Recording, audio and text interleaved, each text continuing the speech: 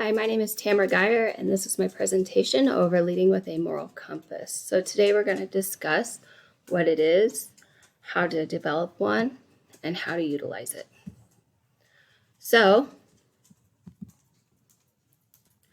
what is a moral compass? This is what guides your behaviors in personal and professional settings. They are not the same as ethics, and they can change through time or situations.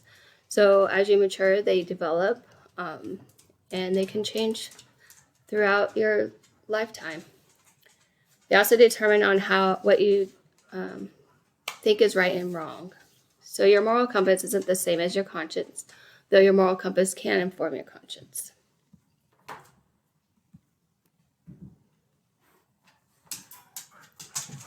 How to find it.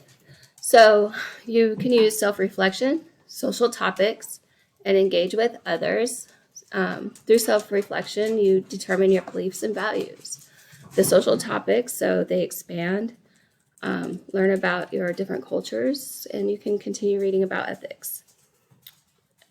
Engaging with others, so practice empathy, be consistent on what you say, and this is accountability, and then correcting your mistakes if you do make some, which we all do. The signs that you might have a good, strong moral compass are you respect others, you're not arrogant, you're reliable, you're accountable, you have loyalty, kindness, thoughtfulness, selflessness, trustworthiness, and compassion.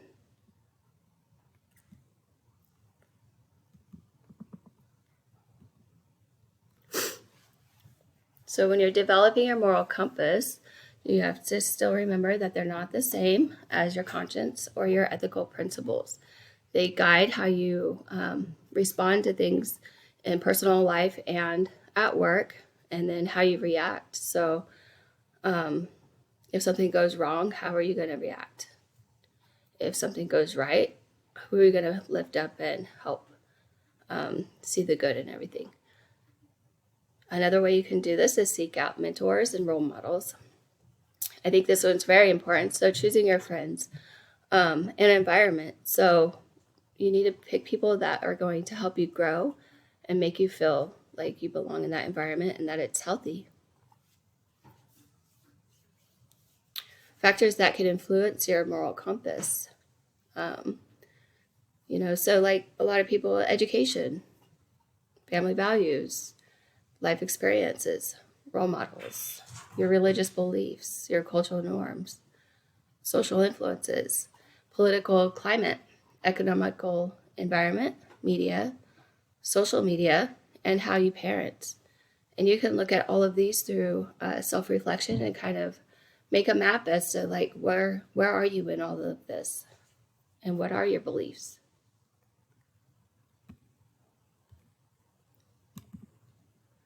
How to use your moral compass. So I believe that your moral compass can help you determine what's right and wrong and kind of help you distinguish your aspirations and actual values. So choosing 5 or less is very valuable. When you're also trying to figure out how to use your moral compass, you can think about like, what are you going to fight for or sacrifice for? Is it worth spending time on? And is it worth sharing publicly? So that goes back to especially the social media, making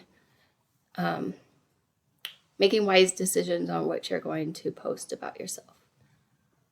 And then remembering that there is a difference between your personal and professional values, but they still need to align and make sure that you're making good choices. They do develop over time. Another big thing is making sure you're consistent. As a leader, if you're not consistent in your decision making, then people are not going to be willing to follow you. You're not going to have that buy-in.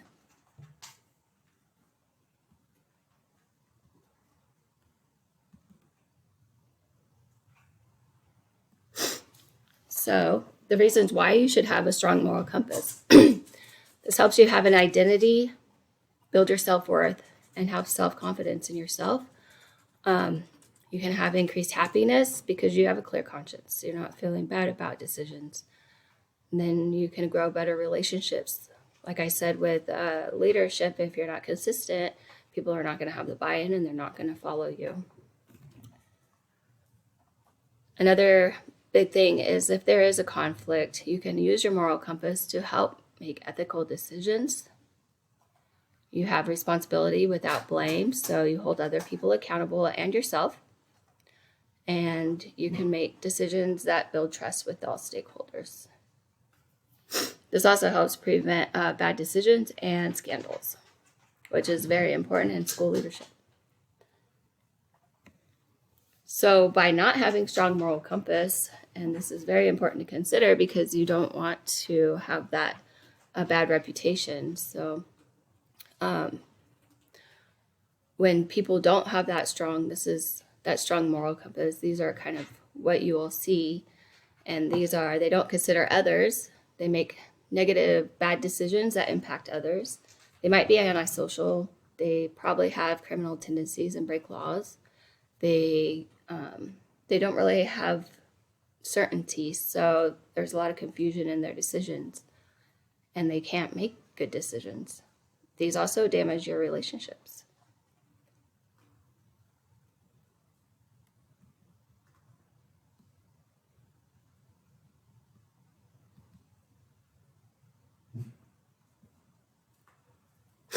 So some common traps that impact the adoption of a moral compass in leadership. So these traps could be psychological, not having obedience,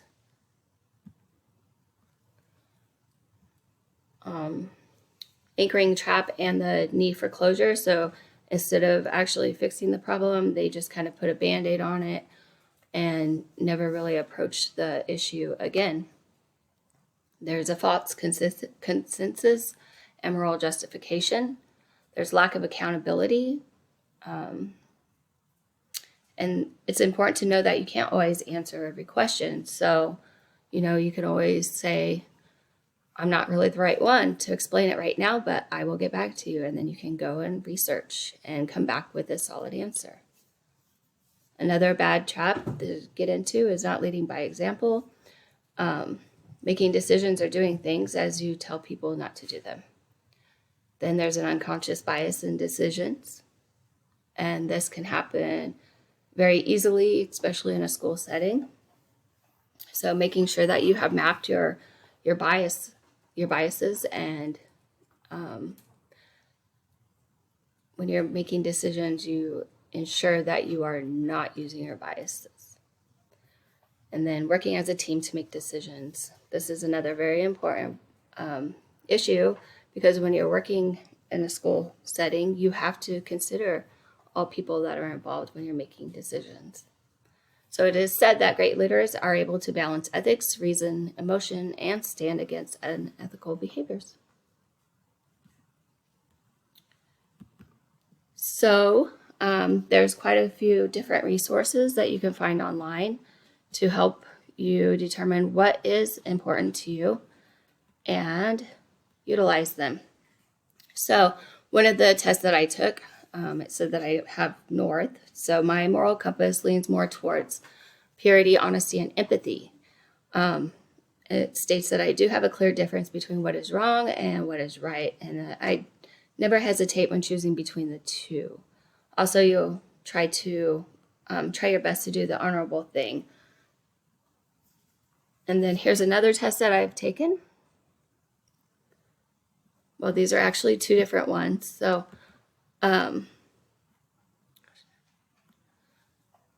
one of them, the moral values, there's care, equality, loyalty, authority, purity, and proportionality. And I scored the highest with authority and the lowest with equality. So that tells me that I need to really kind of look at my biases and determine what I'm doing wrong and make those changes. Another test that I've taken, it's care, loyalty, fairness, authority, purity, and liberty again. I found that this test was more geared towards my political influences and how I make my decisions. So on this one, I scored the highest with care. and I guess I must go towards the conservative outlook. When comparing, care was not the highest on the other tests, but it was the highest on the first test that I took. Then there's the authority, and those ones don't coincide. There is purity. Those ones are pretty close together. The fairness, that one is off again. And what was the other one? Loyalty is also off. So, I mean, it just kind of goes back to what kind of questions they're asking you and how they're kind of geared and what kind of options you have to answer.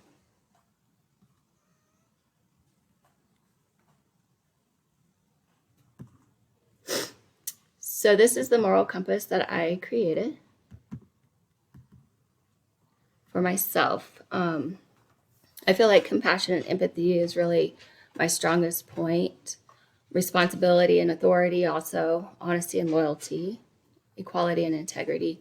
The one thing that I know I need to work on is fairness, forgiveness.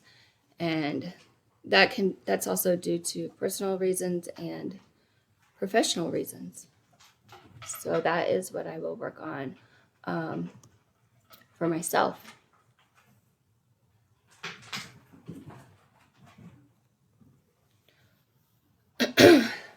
And like I said, it shows the online resources show mixed results.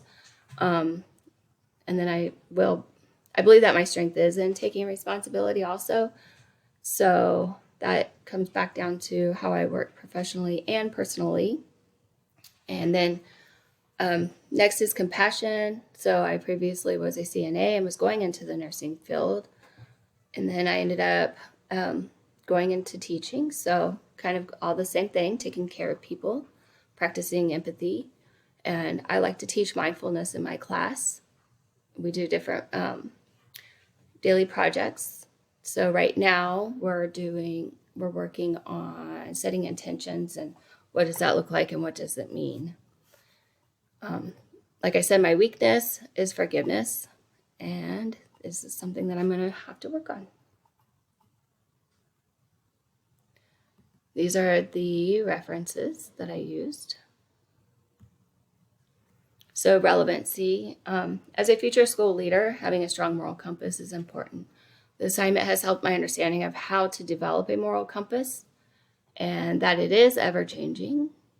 And changing from a teacher to a leader will take a lot of reflection, observing, and acceptance of constructive feedback. My decisions and actions will be at the forefront of the school, and I will need to know how to make strategic decisions that are not biased by my own personal views. A change that I need to make immediately is not being so flexible with rules and authority. I do give grace to students for inappropriate language. However, I need to be more firm. The issue that I face is that other teachers do not care if students are using inappropriate language in their classrooms. And as a school leader, this is on the top of my list of corrective action I want to take. So it's also teaching the students, proper behaviors when you're in a professional setting. Personal reflection. The assignment has aided in my discovery of needing to be more authoritative, following through with rules. I do not allow the inappropriate language in my classroom or presence. This is a valuable skill that the students need to possess when they go out to the workforce. Other teachers do not enforce it, and I have become more lenient, and this can cause some communication issues with students. As a school leader, I will ensure that teachers are enforcing the school rules and policies. My north is towards the care and empathy, according to the online resources. And as a leader, it is important to possess these qualities. I want to work towards improving my authority and purity. These two qualities will improve my leadership skills as well as keeping a good reputation for the school and organization. Well, thank you for watching, and hopefully you've got some good information out of it and guidance.